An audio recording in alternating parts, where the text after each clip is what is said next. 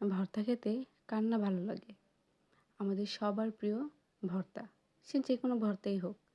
ভর্তা হলে সেদিন ভাত একটু বেশিই খাওয়া হয়।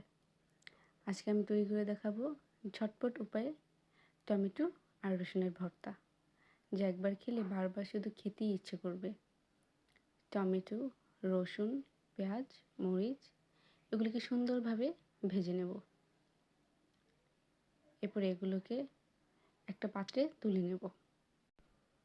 এরপর ভেজে রাখা মরিচ আর সামান্য একটু কাঁচা পেঁয়াজ দিয়ে এগুলোকে ভালোভাবে মেখে নেব। এরপর এর মধ্যে ভেজে রাখা পেঁয়াজ ও রসুন আর টমেটো সব উপকরণ একসাথে ভালো মতো মেখে নেব। এরপর সামান্য ধনিয়া পাতা ও সামান্য পরিমাণ সরিষার তেল দিয়ে মেখে নেব।